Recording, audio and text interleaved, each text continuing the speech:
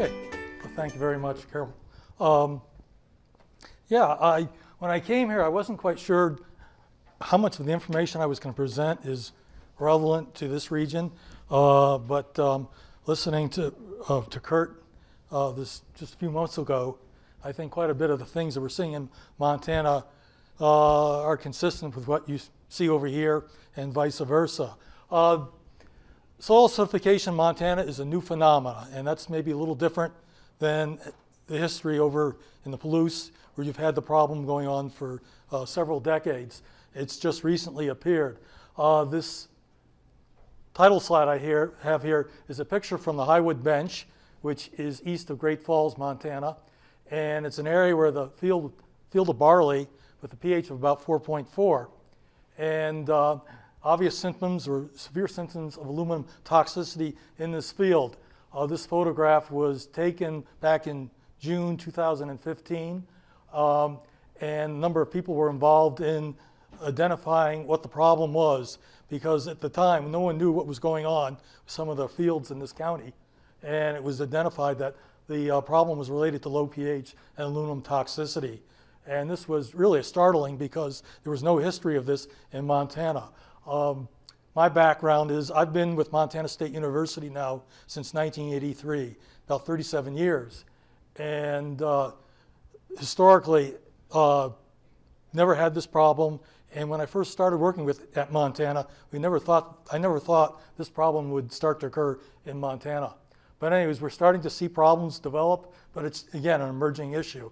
And what I want to do this morning is just visit with you about some of the experiences I've had in the state and some of the challenges I see to efforts to remediate our acid-affected soils. So, causes of the acidification. The big issue that I always talk about in my talks to producers is looking at fertilizer nitrogen consumption. When I first began working in Montana back in the early 80s, actually 1983, our consumption was maybe 1/3 of what it is today. And thereafter, and as you can see from the graph, or from this chart, fertilizer nitrogen use has grown tremendously in Montana. Now, right now, we're kind of in a mature market, but looking at the consumption over the last few decades, or even more than the last few decades, you can see a steep rise in fertilizer nitrogen use. Right now, nitrogen is being applied really as urea. It's actually like 86% of the nitrogen that goes on in soils is applied as granular urea. And that urea is most often applied as a broadcast application. There's not a lot of banding going on. Some farmers do that, but still it's dominated by broadcast applications to the surface. So when I talk about causes of acidification, then it's really the increase in nitrogen consumption. And as I mentioned previously, historically, low pH was not an issue, but then again around 2015, farmers in selected areas of the state, particularly on the Highwood Bench in Chouteau County, started finding problems related to stands and production of cereal grains, and a number of factors were considered, and it became evident that low pH was the problem and elevated extractable aluminum levels. And again, that picture I showed in the title slide was from the Highwood Bench area. So again, I mentioned that if you look at the big picture in Montana, low pH is not a big issue. And I think it's fair to characterize it as an emerging issue. And depending on your point of view, I guess we're way behind Palouse area in that regard, but that maybe is a good thing. But there are selected counties, in particular Chouteau County, where we see a lot more low pH soils. And when I talk about low pH, I'm talking about pHs less than 5.5. And in Chouteau County, we find a lot of samples that are coming in that are even less than 5 or even down in the low 4s. So it's an emerging issue. We have 23 counties now. Clayne Jones, my colleague on this project, put together this chart where we have at least one field that was identified with a pH less than 5.5. And this is interesting because when I started working in Montana, probably we wouldn't find more than 1 or 2 counties with this situation. But again, our work is centered in Chouteau County. because that has been kind of a focal point of soil acidity problems in Montana. And that's that county right there I've circled. And there's some reasons why that county has been focused on, well, other than the problems there. But one of the things about Chouteau County that's interesting, it's got the Highwood Mountains going through it. It's in the, let me see if I can get this pointer to work, southern part of this county here, east of Great Falls. Those are the Highwoods. And that area around there and has considerably higher rainfall than some of the other areas in the dryland Montana. You're talking maybe 15, 16 inches of precipitation versus other areas in eastern Montana, which are maybe 12, 14 inches. Because of that, there's a lot more recropping going on. Fertilizer nitrogen inputs are also greater because of the annual cropping. Also, there's this phenomenon of saline seep control. There are a lot of saline seeps in Chouteau County, and one of the approaches that has been used to remediate or to deal with the saline seep problem is to annual crop. Well, you annual crop things like grains, more nitrogen inputs. And so that's one of the issues going on. Also, there's an area up in the northern part of the county next to the town of Big Sandy, which has a lot of sandy soils. But that's somewhat unique to Montana. Most of the soils in Montana are actually fairly fine textured soils. So just some of the reasons why we think the problem is showing up first in Chouteau County. And my thought is that Chouteau County maybe is kind of the canary in the coal mine type of county for the rest of the state. I do see some problems developing in the future in other counties, particularly in the northeast part of the state. So what I want to talk about then is some of my surveys that I've done of farm fields in Chouteau County. I'll talk about some of the results from on-farm sugar beet lime trials, and then just talk about some studies we've done with phosphorus fertilizer. This is not the only components of the study, but just a few things that I want to visit with you about this morning. One of the first things I did, and I got involved in this project in 2016, was to do a survey of fields in Chouteau County and where we saw aluminum toxicity problems. And one of the things that was really evident, and I'm sure is evident in this part of the region, is the pH stratification effect. The problems with acidity are confined near the surface. But one thing that is different in Montana than maybe Palouse is our lowest pHs are right at the surface. And so closer to the surface, the lower the pH. And again, most of the nitrogen goes on as a broadcast nitrogen application. So that part of the situation is maybe explainable. We're not deep banding the fertilizer nitrogen. And if you look at some of these 5-farm survey where I saw aluminum toxicity, the pHs are maybe 4.5, 4 near the surface, and then you go down with depth, say 15 centimeters, your alkaline situation.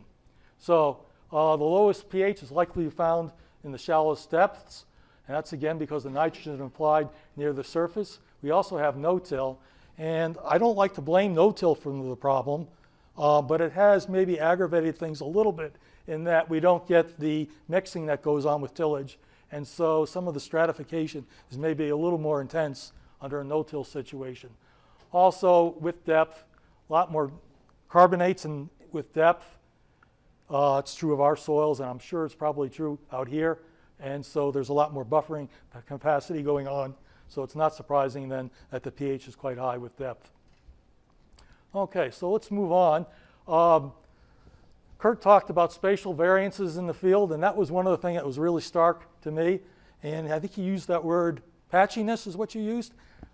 We have patchiness too. And I once had a grad student, there was a grad student apartment. I remember she gave a seminar and she said, the world is a patchy place. And she's talking about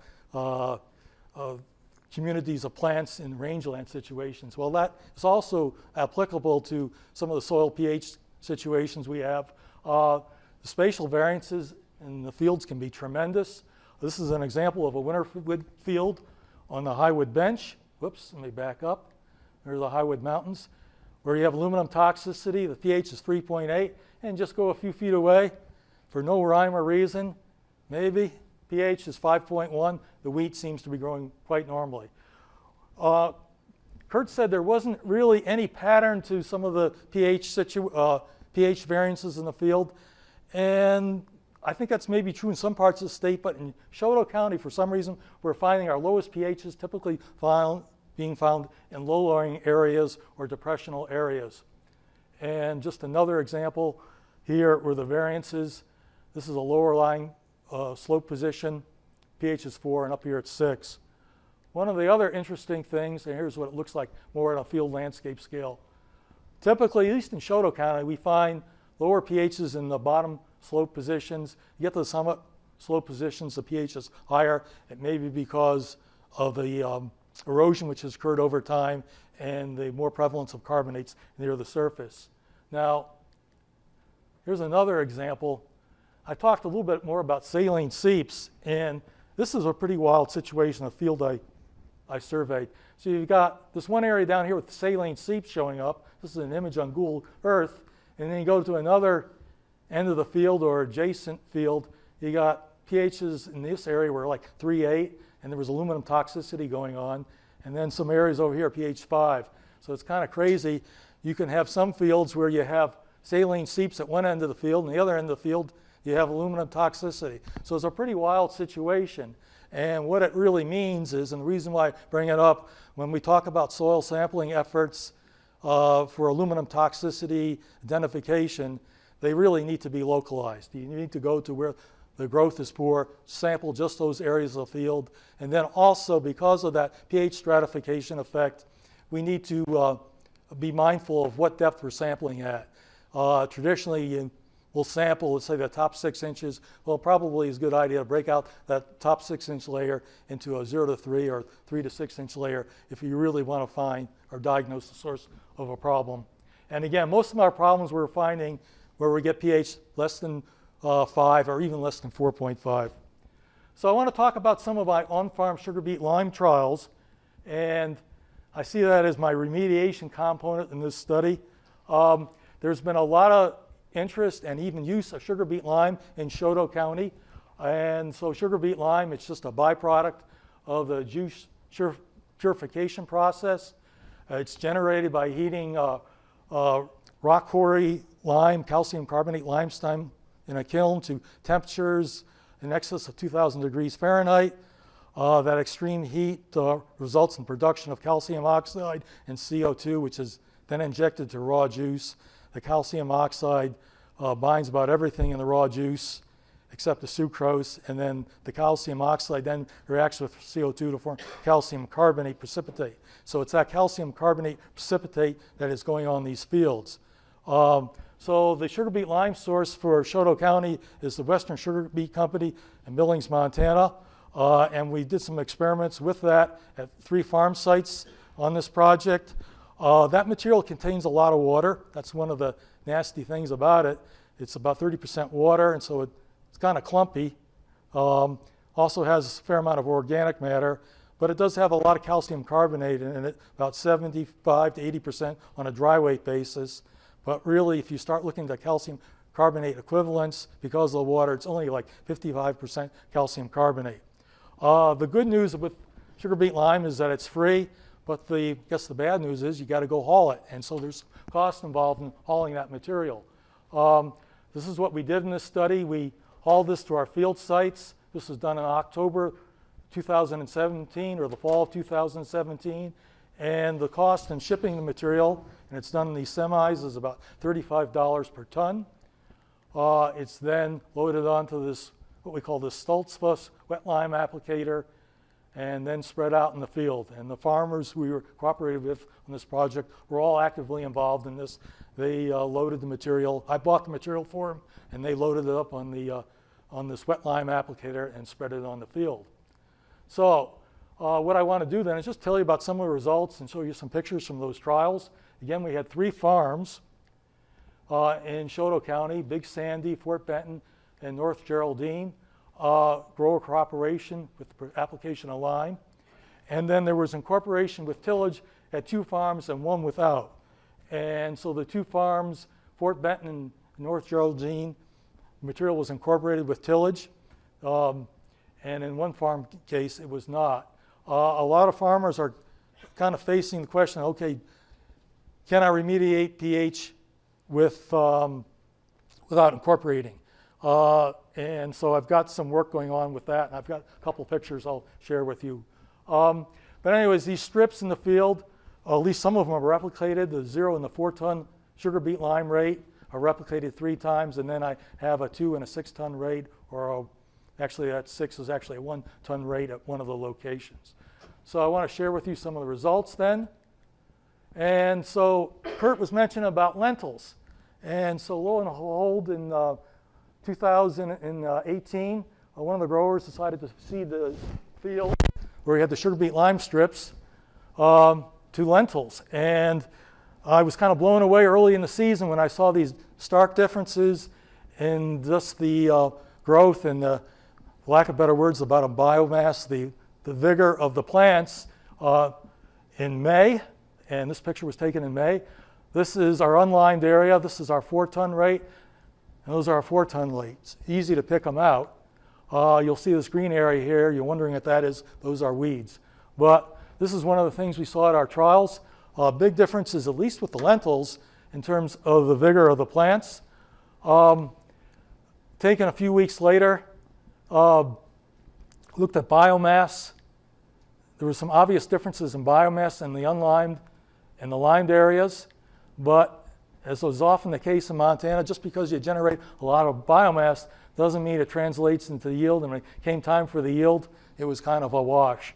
So we saw we saw great differences in growth and vigor of the plants with the lime in the case of lentils, but not in terms of the final yield. Okay, I just want to show you the results from the yellow peas. This is at another farm site. Carol, how am I doing for time here? Thank you. When do I have till again? 11:50? Oh, okay, it's right. I'm an hour ahead on my clock. I moved my clock. I'm okay. I was getting worried. I forgot to move my clock back. This is another farm site, and it was taken this last year. It's yellow peas, and again, our 4 ton rate on the left, the unlimed area on the right. Obvious differences in growth. Little pictures taken a little later on. You'll see there's a difference in nitrogen content. And so what we're kind of deducing is that there's an effect of the liming on the rhizobial activity. And I think Kurt mentioned that in previous slides, so it's nice to see similar results from adjacent regions. I dug out some plants from that study, and you can see this is from our limed area, a lot of nodules where we put the lime versus not so many nodules where we did not apply the lime. So that was really obvious, and that was, again, reflected in the nitrogen content. And then if you look at yield, this is a case where we did see a very good response to the yellow peas to the lime applications. So we went from 30 with lime to our base yield was like 23 bushels per acre, so 7 bushel yield response. So that was kind of promising. We have run cereal grains on these same sites and have not seen yield responses to them, though we have seen differences in terms of the early in the season in terms of how green the tissue was. And in this case, it was because the cereals followed the lentils, and we think there was a residual effect from the amount of nitrogen fixed by those lentils. Okay, so what I want to talk a little bit is about some of the soil sampling efforts we did at these field sites.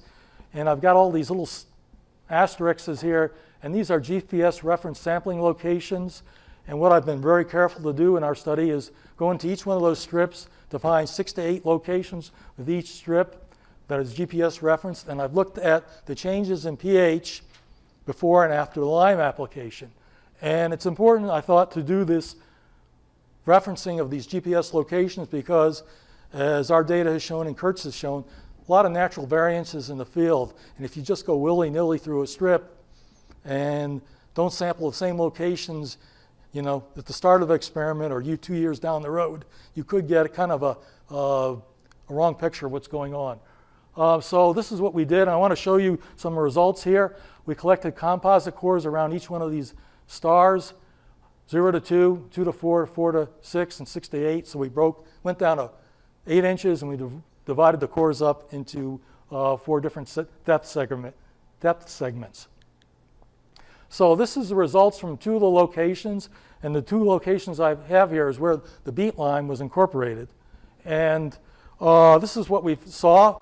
Okay, so what we have here is soil pH change from 2017 at 1 year and 2 years post-application of the sugar beet lime. And so what was good at the 2 locations, they both responded similarly to the lime applications. Obviously, there was a difference in year. From the year, we got a little bit higher pHs 2 years down the road versus 1 year post-lime application. And I'm surmising that some of that lime was still unreacted 1 year post-application. But similar response at both locations. And if you look at what it would take to remediate those soils, and bear in mind, one site, the base pH is about 4.6 without lime. The other case, it's about 4.8. So let's just call it 4.7. If we want to bring the pH to what? 6, we got to change the pH 1.3 units. That's over here. And so we need about 2.5 tons of this sugar beet lime. But bear in mind that sugar beet lime is only 55% calcium carbonate. But the point I'm trying to make from all of this, it takes a lot of sugar beet lime or any lime material to change pH. And in this case, where target pH is 1.6. And that's equivalent to about, the 2.5 tons is equivalent to about 1.4 tons of calcium carbonate. And I think my numbers, I looked at, what was it? Tim, I remember you had that Pendleton site. I thought it was interesting that I think you got a similar pH change that what I observed at that same lime application rate. But anyways, one of the challenges I've seen or we've come into is that because of all the direct seeding going on, growers want to know, can I just apply some pelleted lime with the seed and correct the problem? And the answer I try to tell them is no. This really, what you have to do, and the way growers have to view this is that we're not just fertilizing the plant, we're really trying to change the properties of the soil. It's really, when I talk about remediating pH, it's really, truly a remediation effort. And it has to be viewed in that context. And so it takes, the thing I want to emphasize is that, and the challenges try to communicate with growers, is it's really a remediation effort, and it takes a lot of material, liming material, to change pH. And it's things like adding 200 to 300 pounds of seed-placed lime per acre per year. It's going to take a long time to really correct the problem. The other issue is the issue of tillage. So I mentioned we had 2 sites with tillage and 1 without. So this is the depth profile at the locations with tillage. We got our biggest differences in the top 2 inches. And remember, these are actually average of 0 to 2 inch depth, or the 2 inch depth profile at North Geraldine. And we saw differences in pH down to that top 4 inches. The samples down below 4 inches, 4 to 6 and 6 to 8 were not affected, which is not surprising. But basically that pH stratification effect with tillage, we were able to eliminate it. And so this is, again, a picture at Fort Benton in North Geraldine, 2 years down the road. This, I've just shown you the 4-ton rate, which is about, 2.2 tons of calcium carbonate, or 2.3. The point I'm trying to make here is the lime does, okay, and then I want to compare it. Big Sandy, this is where we did not add any, there was no tillage. The surface pH was the only thing that was affected. And even this number here is probably kind of bogus, because when I went out and visited the site, there's still a lot of lime material still evident at the surface. And so you stick a probe in the ground, even if you only go 2 inches, you're mixing that, how do I say, unreacted lime with soil, and then you mix it in the lab, and you get kind of a bogus pH reading. I guess the point I'm trying to make is we really need tillage to correct the problem. And the point I want to make is that lime does not really wash or leach into the soil profile very easily. And without tillage, pH remediation will be, at least to me, confined like to the surface. it would take a long time to see changes going on. I realize I only have a 2-year time window, but my instincts tell me, and I try to tell growers, is that if you got a problem, fix the problem and get it over with. That's kind of where I'm trying to go with, or that's the approach I'm trying to go with in my talks to growers. So let's move along. This is a picture of that field. Oh, good, we're getting there. With the aluminum toxicity in safflower. This is a field where there was no tillage. And this is the worst case aluminum toxicity I've seen in the state. We set up our sugar beet lime experiments here. And I'll just show you, there was no effect. Without tillage, there was no effect of lime on the safflower. And those are what the safflower plants look like with the aluminum toxicity.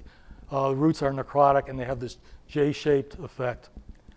So the other thing about single tillage event, one of the questions or issues that's come up is, well, I can't till my soil because I'll destroy organic matter. And we've looked at that in some of our studies.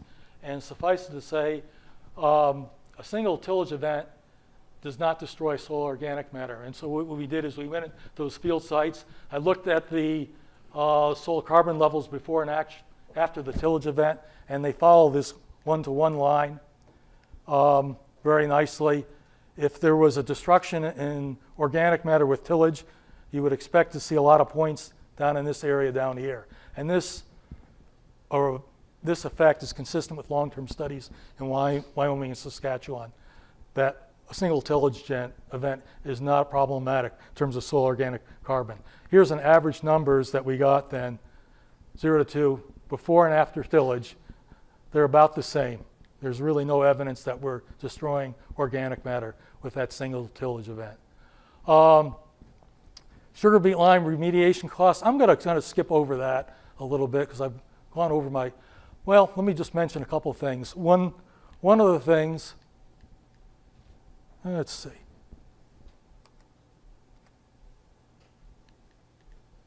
Okay, we've looked at how quickly soil acidification occurs, and we've done this by looking at results from these long-term cropping system studies. And this is a study that we had at our MSU post farm. It's an Amsterdam silt loam soil without calcium carbonates. And what we found is, and this is like over 14 years, and we've looked at the changes in pH over these suite of different cropping systems, CRP, some with tillage, some with different just levels of nitrogen. And what we found is that there's a correlation between soil pH after 14 years in the 0 to 4 inch depth and cumulative nitrogen inputs. And the slope of the line says that 100 pounds of N is going to drop the pH about 0.04 units. So it's going to take 23 years to drop pH 1 unit if we were applying 100 pounds of N per acre. And the reason why that's important is I want to emphasize to growers that this soil acidification process, it occurs, but it's a slow process, and it's not going to happen all in 1 year. And so when we start talking about economics, like what Kurt was talking about, we need to look at, if we remediate the soil to say pH 6, that's going to be a big investment, maybe $100, $150 per acre. But if you amortize those costs or look at it at a capital cost, it's not so bad, particularly over like 15 years. If that's how long the lime application lasted, it would be like $6, $7 an acre. And again, that's consistent with studies in Saskatchewan and in Saskatchewan. Okay, so let me talk about my phosphorus work because I know Carol definitely wants to see that. And so we got interested in seed-place phosphorus in some of our studies because some work in Oklahoma which had shown that by adding phosphorus with the seed, you can remediate aluminum toxicity. So this is a field site in Oklahoma I got from Chouteau just recently. It shows first that the site is very responsive to lime, but notice, and here's the next slide, excuse me, he put triple superphosphate, he got a similar effect from the lime. And so I knew about this study, and work had been done in Oklahoma. Some of it dates back to the 1990s. So I tried it in Montana. And so here's a site that we did where we had phosphorus and lime applied to durum. So we had a lime strip here, an unlimed strip here, and then we had different phosphorus rates. First thing you'll notice is the pH is 4.4 without lime. Aluminum toxicity symptoms showing up with lime. Symptoms go away, the growth is much better. This is durum, and this is on the Highwood bench. So we also looked then at phosphorus, and we found that phosphorus mitigated aluminum toxicity. And here's the 0 and the 90 rate. And this was interesting. And the thing I want you to bear in mind is the phosphorus test at the site was very high. The Olsen P was like 50 parts per million. It was extremely high. So we saw a big response to phosphorus fertilizer, even though the soil tested high in P. And this is identical to what they've shown in Oklahoma. This is a picture of the same plots near maturity. And you can see differences in growth. And I've got the yield data here. So were we limed? No response to phosphorus. That's the green up here. This is yield, phosphorus rate. Look what happened when we added phosphorus fertilizer. You add about 60 units of P2O5, and your yield approaches what it does in the limed area. So, and again, the soil acidity effect resulted in a 50% yield loss relative to the ag lime. That is 22 versus 45, or 23 versus 46. But with phosphorus, we were able to achieve a high yield potential similar to where we had lime. The conclusion is that phosphorus fertilizer may be a short-term solution. However, it's not remediation. And this is consistent with Kansas studies. And again, this phosphorus was placed with the seed. So that was in two years ago. We saw a similar effect in 2019 in terms of the crop growth, but this field site got hammered by hail. And so I looked at biomass, and we kind of saw the same thing. So where this situation might be applicable is, I know a lot of farmland is being leased, short-term lease agreement. Person doesn't want to invest, the $100, $150 for lime remediation. This might be a short-term solution. But again, it's not remediation. It's more or less living with the problem. Why does that seed-placed phosphorus work? The literature is actually a little confusing. People have noted that adding phosphorus to soil will precipitate aluminum, but the problem is if you're seed placing phosphorus, you're not hitting the whole soil matrix. And so what the thought is that when you get high concentrations of phosphorus absorbed by the roots, that aluminum precipitates in the roots and makes it less toxic. And so there's been a number of studies that have looked at that, and that's kind of like the prevailing mechanism why that seed-placed phosphorus seems to work. So just summary, this is my last thing. Take-home messages. Montana croplands are becoming more acidic, and I've said nitrogen fertilizers are really the big reason. I showed you that slide with 3x nitrogen consumption increase since the mid-'80s. No-till may have contributed to the pH stratification in the surface, but it's really, to me, not the big issue. Chouteau County surveys reveal large gradients of pH with terrain, topography changes, and topography. And I guess I want to emphasize that soil sampling to identify a problem needs to be localized. Aluminum toxicity systems, like in the Palouse, we see them at pHs less than 5. Frequently, it has to get down even lower than that. Nitrogen fixation and nodulation, responses to lime applications have been observed in our pulses, and that's probably even more prevalent than the aluminum toxicity because nitrogen fixation will be impacted as the pH drops below 6. So the final thing is that management options exist to cope or adapt to this problem. Seed-placed phosphorus, obviously looking at aluminum-tolerant genotypes, but ultimately to me, and because I'm a soils person, I insist that liming is the only way to remediate soil acidity problems. And since we had all sorts of presentations about soil health, I'm sticking with that importance of liming. That to me is what we've got to do. So thank you very much. Okay. I thought in Montana you had old seed beds there where you have calcium carbonate available to lime. Not really. I mean, I don't know how you would get it to the fields. I mean, there's calcium, there's obviously saline seeps and things like that, or there's calcium soils with calcium carbonate right at the surface, but that would be a little bit difficult, I think, to remediate soil pH, even with the patchiness issue. I think it just, growers have gone to these sugar beet lime, and so, at least in the Chouteau County. That's the cheapest source you have. That's right now, well, it's free, but then there's the transport. But they're looking at other materials too. There's some kiln lime that some people are considering out of Helena, or not too, just south of Helena, near Townsend. And any other? Okay, right over. Can you please clarify in your talking, maybe this can go to Kurt too, since we didn't have time to answer questions for you.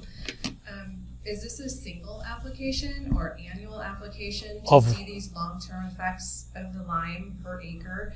And it also, I guess the second follow-up to that would be, there's the standard practices of applying the fertilizer continuing, and you're still seeing these positive effects. Okay, so I think if you're putting the lime on and you're continuing to do the fertilizer application, are you still seeing that working and being effective, or all right, are you so continuing to degrade it? Okay, so let me try to. First thing was a single application. We're not talking about annual. We're talking about one time over maybe a 15, 20 year life cycle. You remediate pH. That pH is still pretty stable, okay? It's dropping obviously with nitrogen inputs, but I tried to get with that one graph and I spent too much time talking about the other ones. pH isn't dropping 1 unit in 1 year. At least what we found at that one study was it would take like 23 years to drop pH 1 unit if you applied 100 units of N. So I think the thing to bear in mind is that a lime application, it's got a long-term effect, and so it's best to look at it as what, a capital cost, Kurt? Is that how you? That's how we look at it. That's how I want people to look at it. Okay, it's a big mouthful first time around, but if it's a long-term thing, then it's fine. The other issue we had was about practices. Yeah, I know you were the one who asked about the pulses. Yeah, and to me, inclusion of pulses in rotations is one way to reduce those nitrogen inputs, because it all ties back to nitrogen inputs to me. That's the big issue. And by including the pulses or not fertilizing nitrogen, we can mitigate just how quickly the pH is falling. So to me, that's one of the solutions to long-term, assuming once the pH has been remediated. But even where problems are developing or potentially could develop, the situation is prolonged by having pulses introduced. I guess I'd agree with that. My studies as well, I've been just using a one-time higher rate of lime application. The concern with doing piecemeal over time in small rates, I mean, I get that. It's more cost-effective per year. When you think about it up front, when you look at these annualized costs, I actually think it's cheaper over time. And the other issue, if you're putting down small incremental amounts, it may be a decade before you actually start seeing high enough improvements in the pH of the soil to start seeing an economic return on your crops. If you're putting down 200, 400, 500 pounds, it's, in my experience, that's not enough to see a significant increase in pH and a yield improvement. So you're spending money but not getting that immediate return. You put down enough lime to remediate that soil to get it back up to a pH of 6 or higher, you're going to see an immediate return in your crop performance that first year, and so you can start paying for that lime.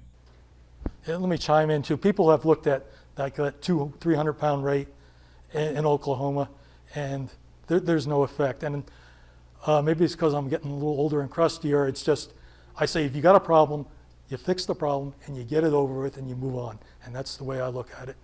That's. Can I piggyback on that real quick?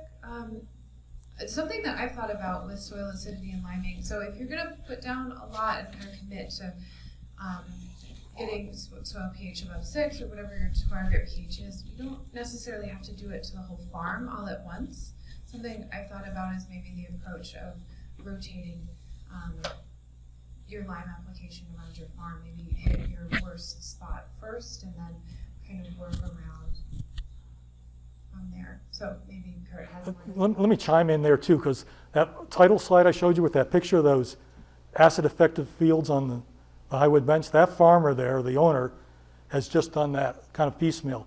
He's done it over 5 years. He doesn't really have a problem anymore. And he'll take one field, takes care of it 1 year, moves on to the next one. And that's the approach he's done. And so, yeah, he didn't try to, I got to get this all done in 1 year. He took him several years.